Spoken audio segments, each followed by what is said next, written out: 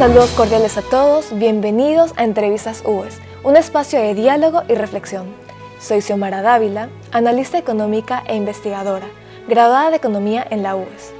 En esta ocasión, analizaremos la educación y los retos que ha enfrentado el sistema educativo ecuatoriano, los cuales se han acentuado desde la pandemia y que aún el COVID y sus variantes siguen marcando a la población mundial. En la conducción de este programa me acompaña Lisbeth Pérez, docente y directora de la Escuela de Posgrado en Educación de la UES, junto con quien entrevistaremos a la ex ministra de Educación, Montserrat Kramer, quien fue la primera en asumir el reto educativo en tiempos de pandemia en el Ecuador, teniendo que hacer frente a la transición de la educación 100% presencial a una modalidad virtual, además de problemáticas como la falta de conectividad en los sectores vulnerables, la deserción escolar, entre otros. Lisbeth, muchísimas gracias por acompañarnos. Gracias, Xiomara. Doctora Montserrat, bienvenida a Entrevistas UES y muchas gracias por ser parte de este espacio de diálogo. A continuación, conozcamos más sobre el perfil de nuestra invitada. Montserrat Kramer es licenciada en Filosofía, magíster en Educación con mención en Educomunicación y doctora en Educación. Se ha desempeñado como docente, subsecretaria de Fundamentos Educativos, subsecretaria de Desarrollo Profesional Educativo y hasta el 2021 desempeñó el cargo de ministra de Educación del Ecuador. En la actualidad, además de ser asesora y consultora educativa independiente, es miembro del directorio de Suma Laboratorio de Investigación Educativa en Latinoamérica, miembro benefactor de la Academia Nacional de Historia y miembro del directorio de Unidos por la Educación. Entre sus publicaciones más recientes se encuentra Liderando Sistemas Educativos durante la pandemia de COVID-19 junto a varios autores en el 2020 y Comunidades de Aprendizaje Ecuador junto al Grupo Faro en el 2019. Iniciemos esta conversación, doctora Montserrat, considerando que la llegada del coronavirus ha generado cambios irreparables tanto en la economía, en la educación, en la salud, pero específicamente en la esfera de la educación. Esta emergencia ha dado lugar al cierre masivo de las actividades presenciales de instituciones educativas en más de 190 países, con el fin de evitar la propagación del virus y mitigar su impacto. En este sentido, la Comisión Económica para América Latina y el Caribe ha planteado que incluso antes de enfrentar la pandemia, la situación social en la región se estaba deteriorando. Esto debido al aumento de los índices de pobreza y de pobreza extrema, la persistencia de las desigualdades y un creciente descontento social. Es así, sabemos que la educación es un derecho, pero luego del 2020, le pregunto, ¿se ha vuelto un privilegio? Bueno, importante pregunta y observación, Lisbeth. En efecto, esta inequidad que hablamos, que quedó claramente develada, no solamente a nivel de Ecuador, a nivel, por ejemplo, como decía, la diferencia entre el área rural y el área urbana, en el enfoque también de género, pero también a nivel regional y a nivel mundial. Hay que decir, o global, hay que decir que América Latina, lastimosamente, tiene los indicadores de mayor inequidad en el mundo, porque incluso a nivel de impacto económico, como bien lo mencionaste al principio, a nivel de acceso a la conectividad y dispositivos, incluso cuando empezó el proceso de vacunación a nivel mundial, estoy hablando de América Latina porque Ecuador creo que ha tenido un proceso de vacunación bastante exitoso, pero a nivel de América Latina debemos decir que los indicadores son de mucha inequidad. El otro día vi un reportaje de Banco Mundial en el que decía que muchos de los países de América Latina son los que más dan salud al planeta y que son los que más dan en el tema de carbono y salud al planeta. En ese caso, yo digo, debería haber políticas a nivel global también para recompensar a estos países que somos tan esenciales para la salud del planeta. Ahora, lo que tú mencionaste, ¿es la educación en estos momentos un privilegio? Eso es justo lo que tenemos que luchar y ese es el gran desafío. Y aquí quiero decir, el derecho a la educación es esencial porque el derecho a la educación es el que facilita y faculta el ejercicio de los demás derechos. Eso es importantísimo tenerlo claro, y por eso cuando la UNESCO declara los Objetivos de Desarrollo Sostenibles, que son 17, la educación es nuclear, en el sentido que si no cumplimos las metas en educación, que implica un cambio de mentalidad, de comportamientos, de actitud para el progreso conjunto de la humanidad, de la persona, de su sociedad, pero también de la humanidad, tampoco se van a lograr cumplir las demás metas del Objetivo de Desarrollo Sostenible. En ese sentido es fundamental. Creo yo que es un tema de que muchas veces en América Latina y por ende en Ecuador, creo que decimos mucho que la educación es una prioridad, pero yo no estoy tan segura que la vivamos como tal. No estoy tan segura si todos los actores y sectores de la sociedad están conscientes que son corresponsables de la calidad y el acceso a la educación de nuestro país. Es verdad que hay una instancia rectora. El Ministerio de Educación es la instancia que tiene la obligación y el deber de mantener bien el sistema educativo con la mayor calidad y acceso posible. Sin embargo, la educación como tal, entendida en este sentido universal, es una corresponsabilidad de todos. Y creo que si queremos de verdad superar estas brechas tan grandes y estos indicadores de inequidad tan fuertes, es hora de que sea de verdad una prioridad para el Ecuador, porque si no lo consideramos prioridad significa que nuestro propio país no es prioridad para nosotros. Y lo digo igualmente a nivel regional. Como usted mencionó, en marzo se cumplirán 2 años del inicio de la pandemia en Ecuador y por ende 2 años en donde el sistema educativo se ha visto perturbado. Sin duda, el cierre de las escuelas refleja una pérdida significativa del aprendizaje académico. Sin embargo, esto va más allá, llegando a afectar a la salud mental. Bajo esta premisa, ¿qué efectos ha provocado la falta de contacto social y emocional en los procesos de aprendizaje?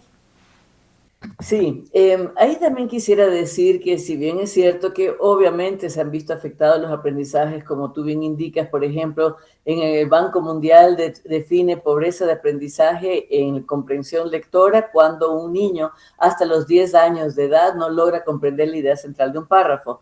Ecuador, América Latina estaba antes de la pandemia en un promedio de 52-53%. Ecuador estaba cerca del 60% antes de la pandemia. El Banco Mundial considera que se van a ver afectados todos estos países en 10 puntos más de porcentaje.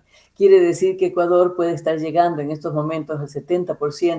7 de cada 10 niños no comprenden hasta los 10 años de edad la idea central de un párrafo. Así que eso estoy segura que se ha afectado. Sin embargo, ha habido nuevos aprendizajes como por ejemplo resolver los problemas de la vida diaria.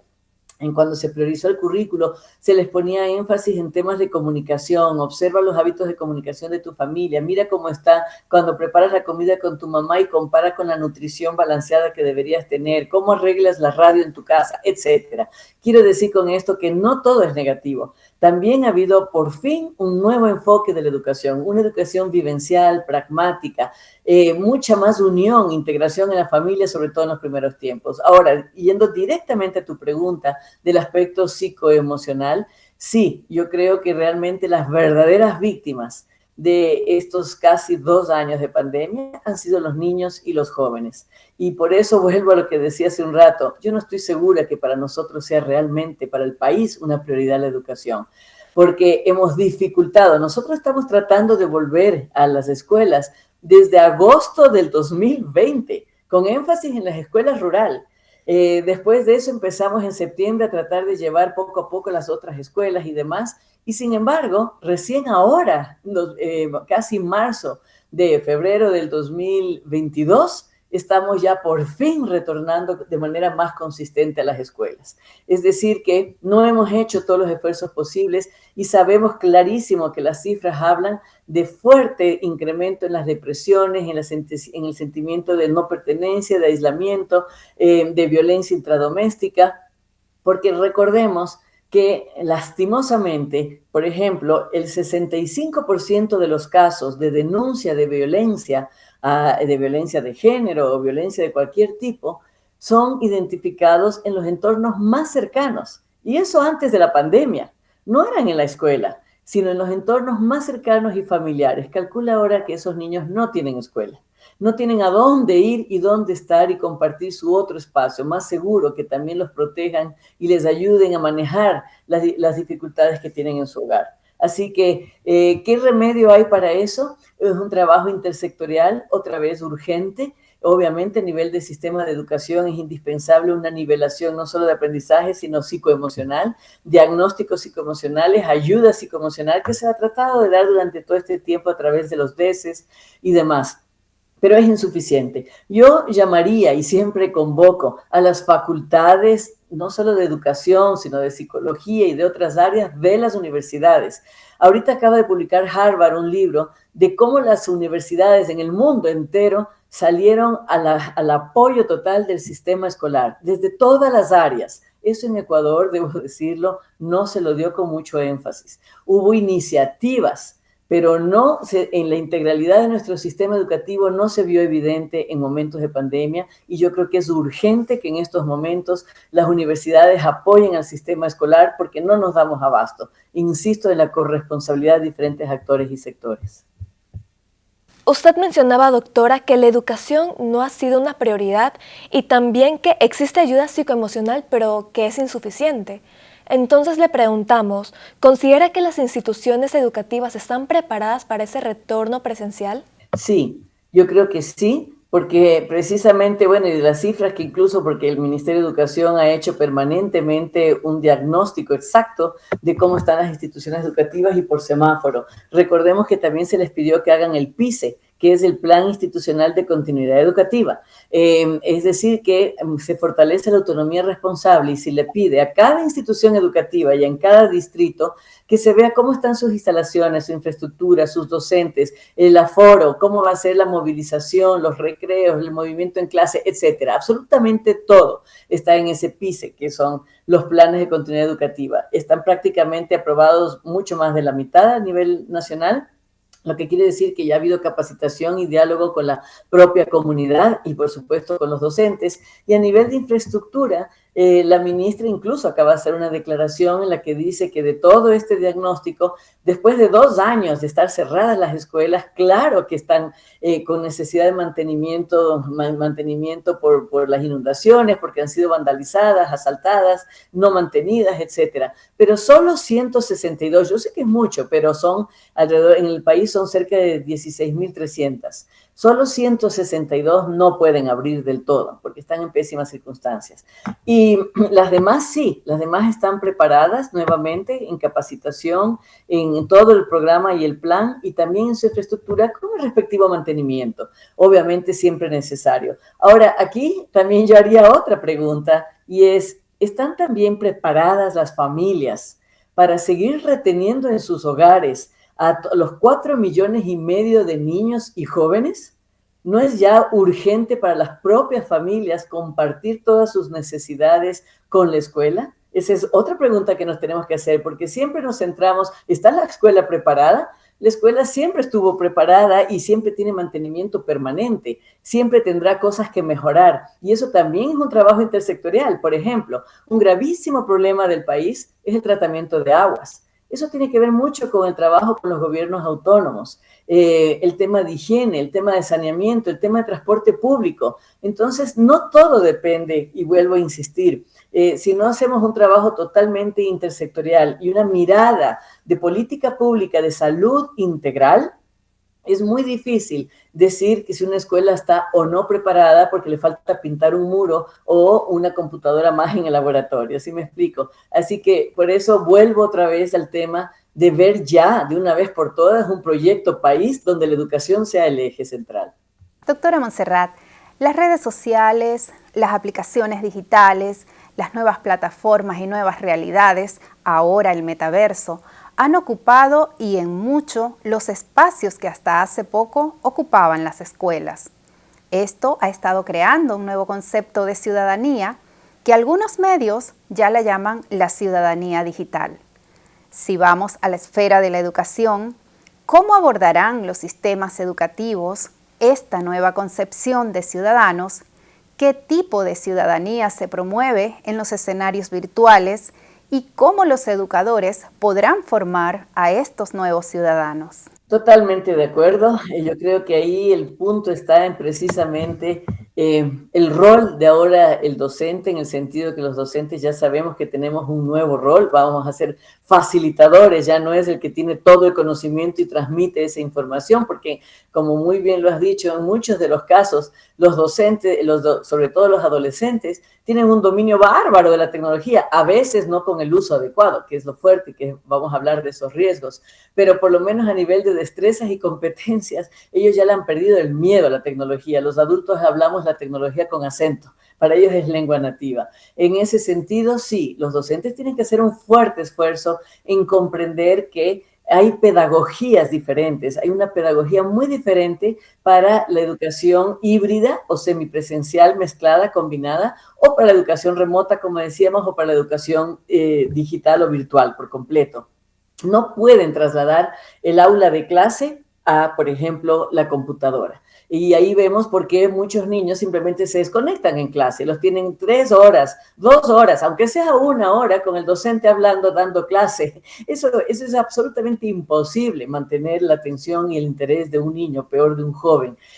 Así que yo creo que sí, tiene que venir un esfuerzo muy fuerte de cambio de mentalidad y de actitud de parte de nosotros los adultos, de las familias, de los docentes, y en el caso de los niños, y meter urgente, tanto para docentes como para estudiantes, urgente los componentes de pensamiento computacional, de competencias digitales y de ciudadanía digital que mencionabas.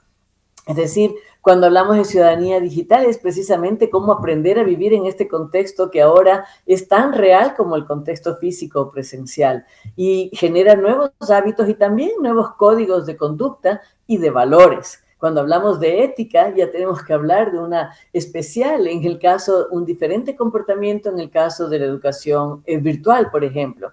Y aquí yo quisiera hacer referencia de lo que tú dices. En estos momentos estamos viendo realmente las consecuencias. Primero, que yo creo que los medios de comunicación y las redes también han podido tener un mejor desempeño, motivando, orientando y sensibilizando, y no solo generando confusión, desinformación y temor. Yo creo que la verdadera labor de los medios era más bien esa, orientar y realmente argumentar y motivar y sensibilizar. No estoy segura, no quiero acusar mucho, pero no todos los medios lo han hecho y eso ha sido lastimoso.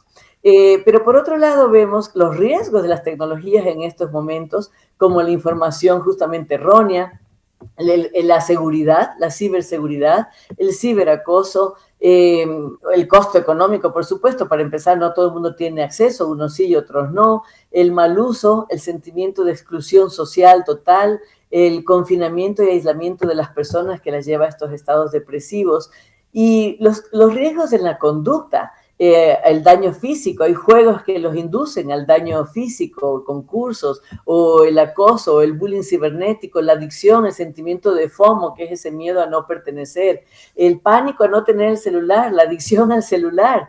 Yo creo que sí, son lesiones que vamos a tener que manejarlas muy seriamente. El contacto con desconocidos, el volver a recuperar la confianza.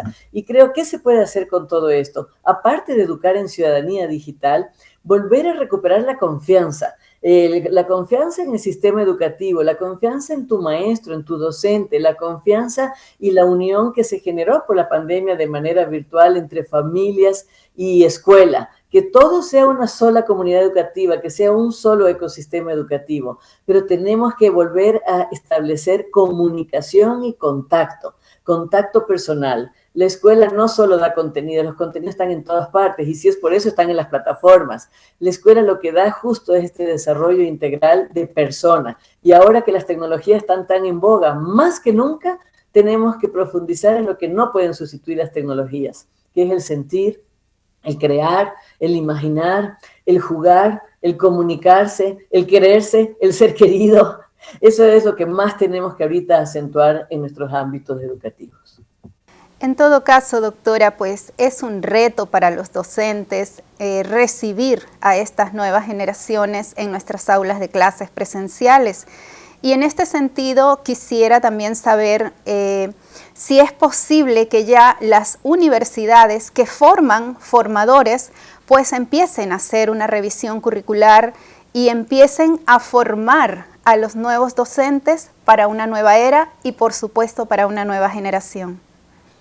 Indispensable, indispensable. La universidad tiene que trabajar con el sistema escolar. La universidad se debe, cuando está formando docentes, se debe al sistema educativo y por lo tanto nunca puede tomarse la palabra educación superior como se la toma muchas veces con un sentido jerárquico. Al revés, el sistema educativo en su integralidad es un círculo que se enriquece y se nutre a sí mismo. Eso muchas veces no sucede en el Ecuador. Nosotros hemos convocado de miles de maneras a las facultades, por ejemplo, para trabajar juntas, para que nos ayuden con todo y porque incluso los currículos están siendo ya reformados. Los reformamos en el Ministerio de Educación. Lo hicimos con apoyo de la cooperación internacional que nos dio mucha asesoría pedagógica y obviamente con el trabajo interno de territorio y de muchos docentes.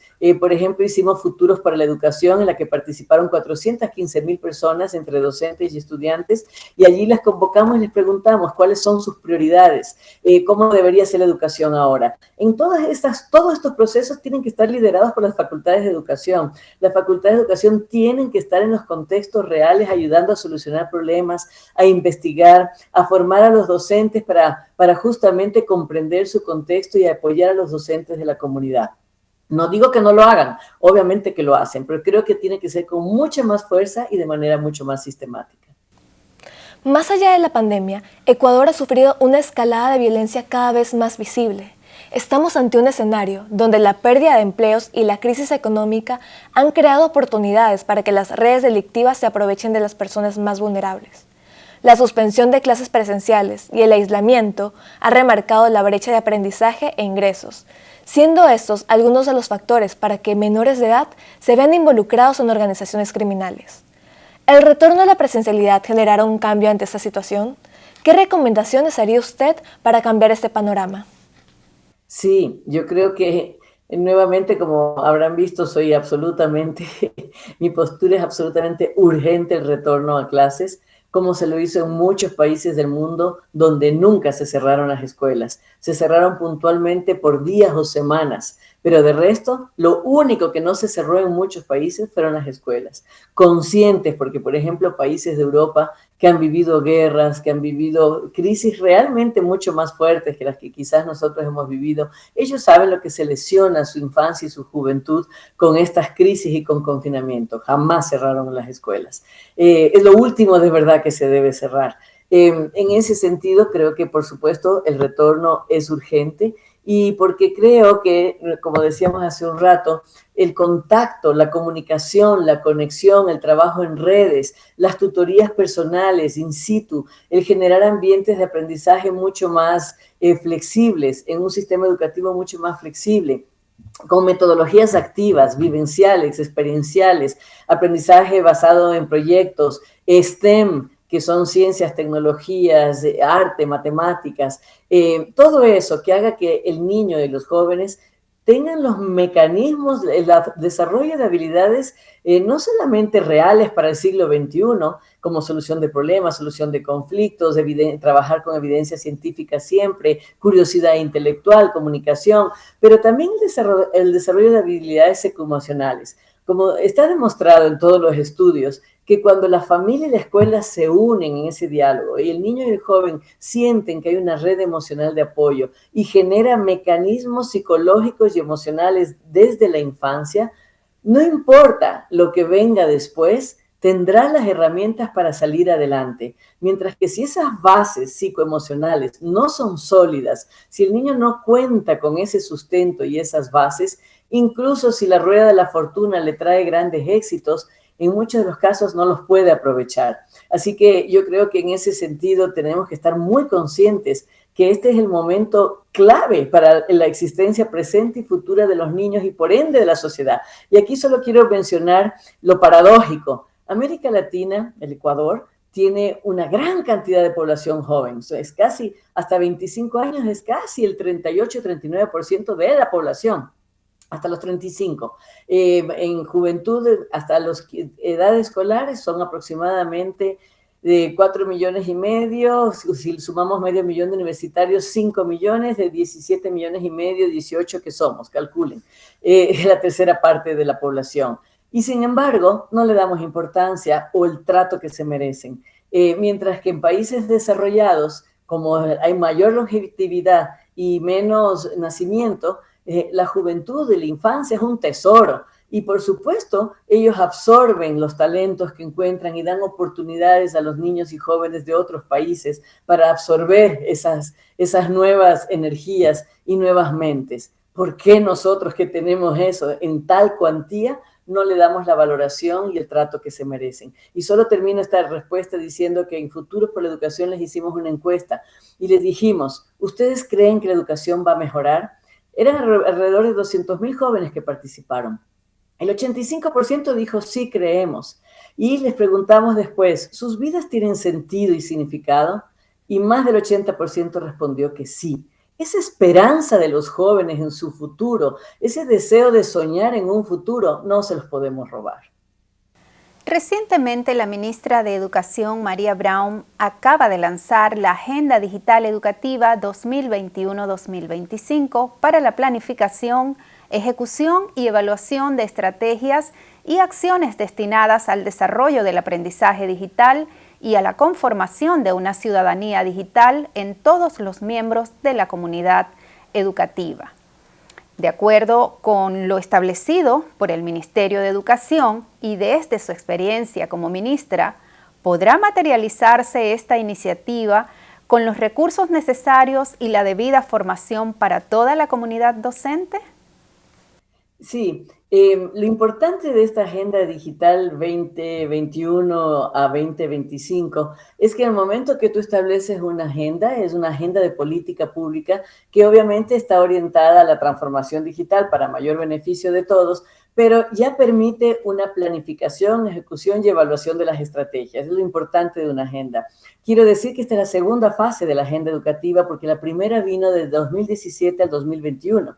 Entonces, vemos que justamente cuando empiezas a establecer agendas a un poquito más largo plazo, lo cual es indispensable en educación porque nada se da en 24 horas, es precisamente posible la continuidad. Ahora vamos a una segunda fase, una segunda etapa de la Agenda Digital 21-25. Eso ya es un gran beneficio de poder ir planificando, poder ir poniendo y evaluando lo que va sucediendo y avanzando, por supuesto. Es la única forma de avanzar.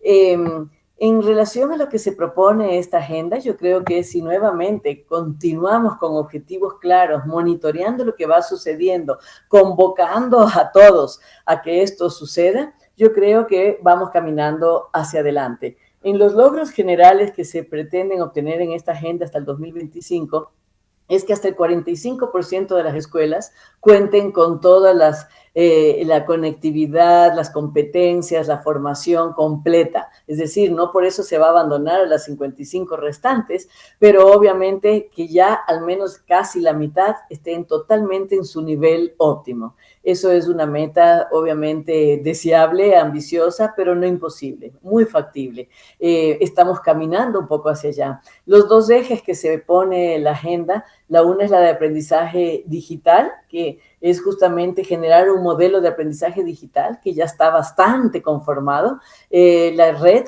los recursos educativos digitales, que durante todo este tiempo de pandemia el Ministerio de Educación ha generado más de 10,000.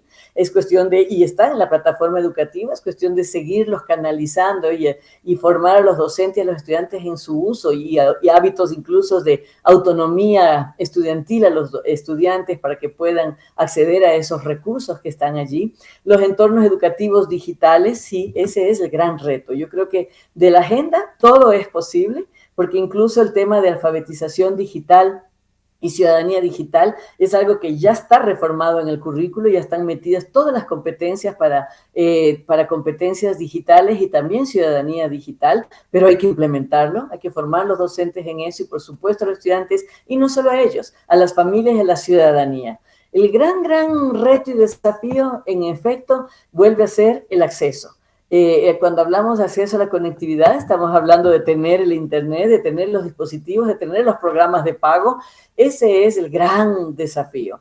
Y en ese sentido, nuevamente, creo que sí tenemos que colaborar todos, en el sentido de que el gobierno entiendo que está absolutamente dispuesto a esta inversión, pero es un trabajo también con Mintel, pero hace falta alianzas público-privadas, hace falta el apoyo y entender también que el Internet es importante, pero no por eso frenar la radio, la televisión, los medios, todo tipo de tecnologías de todo tipo para continuar adelante con este progreso y con este desarrollo que ya empezó, no hay vuelta atrás, o cambiamos, el mundo va hacia allá. Ahora ya estamos hablando de neurotecnología, estamos hablando que Elon Musk ya saca está desarrollando el chip en el cerebro, quiere decir que ya no solo la educación será híbrida, sino el ser humano, la persona será híbrida, porque ya no necesitaremos computadoras, sino que en un plazo de 10 años, se dice, ya la inteligencia artificial estará completando nuestro conocimiento, imaginaciones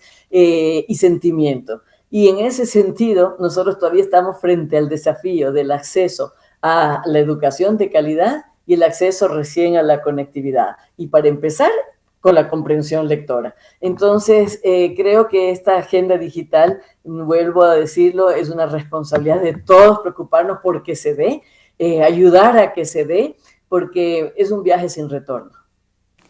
Mientras la pandemia avanza y se diseñan nuevos modelos educativos, hay grupos no tan minoritarios que aún no logran acceder a las bondades del aprendizaje digital. La UNICEF acaba de lanzar un informe donde pide evitar una generación perdida a medida que la COVID-19 amenaza con causar daños irreversibles a la educación, la nutrición y el bienestar de los niños.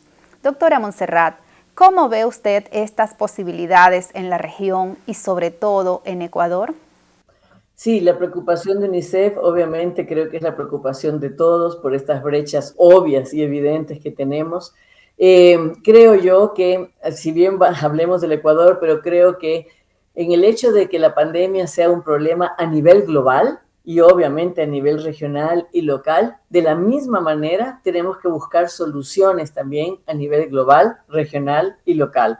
Con esto quiero decir que la inequidad es geopolítica, que la inequidad está gravemente marcada en el planeta y que si no se toman decisiones globales, como en efecto es un intento el tema de Futuros por la Educación, en el sentido de que llaman a nuevos acuerdos en la sociedad marcados por la inclusión, marcados por el énfasis en los vulnerables, como el tema de los Objetivos de Desarrollo Sostenible de la UNESCO, que nos recuerda permanentemente que estamos todos en el mismo planeta y que si no estamos todos con los básicos esenciales para una vida digna, es imposible que haya paz en el planeta. De la misma manera, las políticas económicas a nivel global y demás tienen que también ayudar nuevamente con equidad a todas las regiones del planeta. En ese sentido, en Ecuador, yo creo que Ecuador es un país de bastante espíritu de inclusión.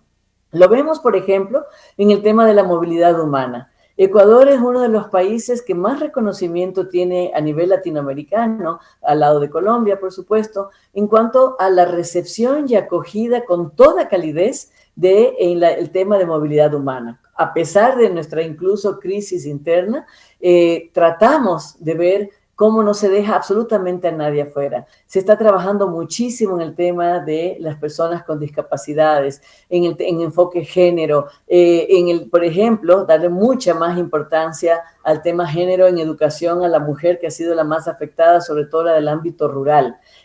Hay estudios a nivel de McKinsey, a nivel mundial, que dicen que si solamente incluyéramos a las mujeres en la pedagogía STEM, es decir, en las áreas de ciencias, tecnologías, matemáticas y demás, el PIB mundial se duplicaría en 11,000 billones de dólares en un plazo corto de 4 años más. Entonces, quiere decir que la inclusión es no solamente porque es un derecho, no solamente porque obviamente tiene que ser así, sino que si es que no hay equidad y no hay inclusión a nivel local y lo mismo regional y global, no podemos hablar jamás de calidad y no podemos jamás hablar de progreso, porque en el medio del desequilibrio es imposible que haya paz y progreso.